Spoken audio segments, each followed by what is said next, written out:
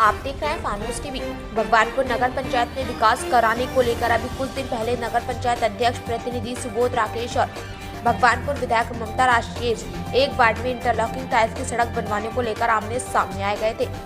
मामला यहाँ तक बढ़ा कि पुलिस को बीच में आकर मामला शांत कराना पड़ा था। सड़क बनने को लेकर पहले तो सुबोध राकेश ने विधायक के ठेकेदार के साथ मारपीट कर दी। उसके बाद मामले ने तूल पकड़ लिया और विधायक ममता राकेश ने फीता काटकर उस सड़क का उद्घाटन कर दिया, जिसके बाद काम फिर से शुरू हो गया। जिसकी सूचना पर सुबोध राकेश फिर वहां पहुंचे तथा काम रुकवा दिया, जिससे मामला और गंभीर हो गया तथा राकेश परिवार अपने सामने हो गया। तभी इसकी सूचना किसी ने पुलिस को दे दी। सूचना पर पहुंची पुलिस ने काम रुकवा दिया तथा दोनों पक्षों को अपना अपना पक्ष लेकर थाने में बुलाया। इसी के साथ नगर पंचायत अध्यक्ष का कार्यकाल भी पूरा हो गया तथा उनकी विदाई समारोह भी हुई। जिसके बाद नगर पंचायत की ईओ नौशाद हसीन ने आज अनापत्ति पत्र जारी कर दिया। अब नगर पंचायत भगवानपुर में 4 जगह शाहपुर, मखनपुर तथा भगवानपुर में विधायक निधि से होने वाले कार्यों को अनापत्ति पत्र जारी किया गया। अब एक तरफ जहां भगवानपुर विधायक ममता राकेश ने विकास नीति और संविधान को मानने की बात कही, वहीं सुबोध राकेश ने भी कहा कि नेता को विकास नीति में विश्वास रखना चाहिए और अब उनको कोई आपत्ति नहीं।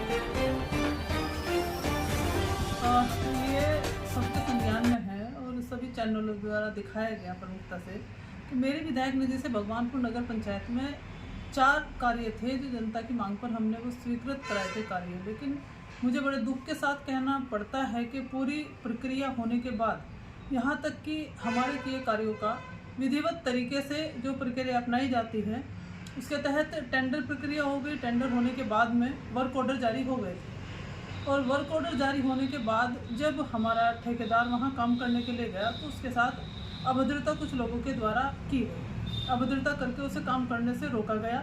यहाँ तक कि उसके साथ मारपीट भी कुछ लोगों के द्वारा की गई।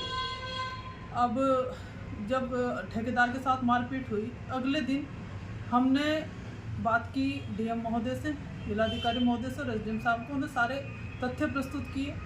हमने बताया कि हमें एनओसी तो नहीं दी गई है, पता नहीं किस वजह से एनओसी नहीं दी गई है। पूरे प्रदेश में ये पहला मामला होगा जहां एनओसी देने के लिए मना किया गया। देखिए, एजेंसी कई होती हैं काम कराने की। अगर नगर पंचायत अपने में सब कुछ कार्य करने में सक्षम होती तो कहीं भी ना विधायक की आवश्यकता होती, ना सांसद की आवश्यकता होती, ना राज्यसभा सांसद की आवश्यकता होती। यहाँ तक कि मुख्यमंत्री जी की घोषणा से भी कुछ कार्य किए जाते हैं। और उसी के क्रम में अभी 30 नवंबर को माननीय मुख्यमंत्री जी ने कुछ कार्यों के शिलान्यास और उद्घाटन हरिद्वार से किए गए, जिनका मुख्यमंत्री जी ने वर्चुअल उद्घाटन हल्द्वानी से किया गया था। क्या मुख्यमंत्री जी ने कहीं किसी एनओसी की बात की?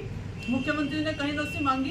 तो ना तो विधायक को एनओसी लेनी होती है, ना सांसद महोदय को एनओसी लेनी होती है। विकास कार्यों के लिए सिर्फ एनओसी का ये मकसद होता है कि उस जगह पर जहाँ कार्य प्रस्तावित है या किया जाना है, जहाँ का वर्क ऑर्डर हुआ है, वहाँ पर दूसरी किसी संस्था द्वारा काम नहीं कराया गया है। हमारे पास वो कागज थे, नगर पंचायत के ईओ ने लिख कर दे दिया था कि ये कार्य आतिथि तक प्रारंभ नहीं किए गए हैं।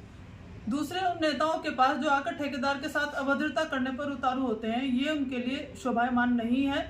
जनप्रतिनिधि के लिए ये अच्छी बात नहीं है कि वो विकास कार्य को बाधित करें। यहाँ तक कि जब काम हो रहा था उन्होंने मिक्सचर मशीन को बंद करने का, स्वयं ये वीडियो है, प्रमाणित है कि खुद उन्होंने जाकर के कार्य को बाधित करने का काम किया है। तो हम तो विकास की सोच रखने वाले व्यक्ति हैं। इस तरह का निंदनीय कार्य किसी भी जनप्रतिनिधि को मौके पर आकर के नहीं करना चाहिए था।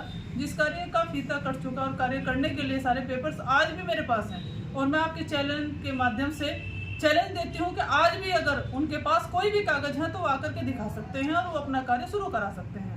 हम तो न्यायिक प्रक्रिया में विश्वास रखते हैं, संविधान और कानून को मानने वाले लोग हैं। मैं उसी समय वहाँ से वापस चली गई। मैंने कहा हम जिलाधिकारी महोदय के समक्ष अपनी बात रखेंगे, अगर हमारा कार्य सही होगा तो हम कार्य करेंगे, अन्यथा नहीं। तो उसी के क्रम में हमारे पास एनओसी भी कार्यकाल अध्यक्ष जी का पूरा होते ही एनओसी जारी हो जाती है। कल की तारीख में हमारे पास एनओसी पहुँच गई और अब हम कार्य कराने के लिए, अब भी मैं विधिवत तरीके से जब मुझे लिखित आदेश होंगे कार्य कराने के, मैं तभी कार्य कराऊंगी। लेकिन सारे मोहल्ले वाले परेशान हैं, उस गली के सभी व्यक्ति परेशान हैं। मैं उनकी परेशानी को समझती हूं और उन्हीं के आग्रह पर हमने उस सड़क को बनवाने के लिए सारी प्रक्रिया की थी और मुझे पूरी उम्मीद है नई प्रक्रिया के तहत अब उस कार्य को शुरू कराया जाएगा। ये आज हमारे सभी साथी, बोर्ड के साथी, हम सब लोग यहाँ पर बैठे हैं। वो जो गली के लोग हैं, जहाँ पर वो गली बनने वाली थी, वहाँ के लोग भी बड़े परेशान पिछले 1 हफ्ते से हो गए हैं। सभी का यही कहना है कि इसका निस्तारण होना चाहिए मैं धन्यवाद करता हूं अपने साथियों का कि इन्होंने इस मामले का निस्तारण करने में मेरा सहयोग किया। और वास्तविकता ये है कि नेता को मुद्दों की लड़ाई लड़नी चाहिए, विकास की लड़ाई लड़नी चाहिए, ना कि विकास को रोकने की लड़ाई लड़नी चाहिए। मैं कहना चाहता हूँ हम विकास की सोच के लोग हैं और जिस कार्य को हमने शुरू किया था उस कार्य को शुरू करने के बाद जो हमारे साथ ये विवाद खड़ा किया गया है, इस प्रकार का विवाद भविष्य में ना हो, ये आग्रह मैं हर नेता से करना चाहता हूँ कि वो विकास की लड़ाई लड़े। और यह निर्णय आज यहाँ पर लिया है कि अगर वो चाहते हैं कि वो सड़क को बनाना चाहते हैं तो हम सब लोगों ने ये निर्णय लिया कि इस लड़ाई को यहाँ पर ख़त्म कर दिया जाए और व्यवस्था उनके माध्यम से अगर बननी है तो वो बना सकते हैं। और हम अपने दूसरा जो हमने 40-45 सड़कें यहाँ पर स्वीकृत नगर पंचायत में की हैं, उन सड़कों पर उन कामों पर अपना फोकस करें और आने वाले समय के लिए अपने जितने भी समस्या यहाँ पर रह गई है समाधान उनका करने का प्रयास भविष्य में हम लोग करें।